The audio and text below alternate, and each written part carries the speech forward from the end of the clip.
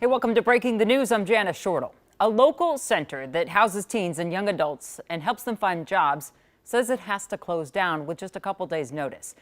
The reason? A federal funding pause. So today, Kent caught up with some of the 160 students and the 100 staff members who are just wondering what's going to happen now. For 44 years, the Hubert H. Humphrey Job Corps Center in St. Paul has been a source of hope for teens and young adults in desperate need of it. I was put out the house when I was 18, legally an adult.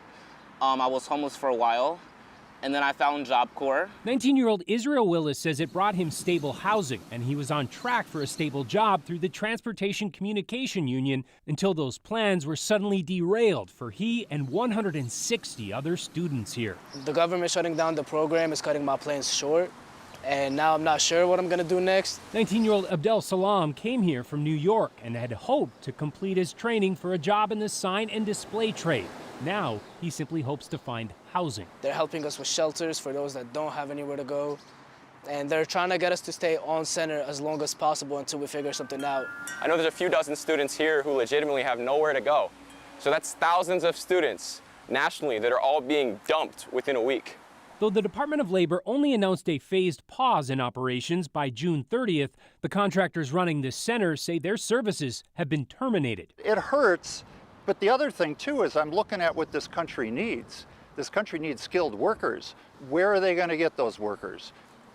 This is what we do. The Department of Labor says the decision comes in response to serious incident reports nationally and a fiscal analysis that found the program operated at a $140 million deficit last year, while averaging a graduation rate of just 38.6%, a cost per student of more than $80,000, and post-separation earnings of less than $17,000 a year. It's misinformation. Christopher Kewen is adamant the center here is both safe and effective. Job Corps has a very high graduation rate. It's about 60% of students that come through the program. Their starting average wage is $17 an hour, which is significantly higher than what was reported, and also more than double what the minimum wage is. It sounds like you're disputing pretty much every single figure that was released.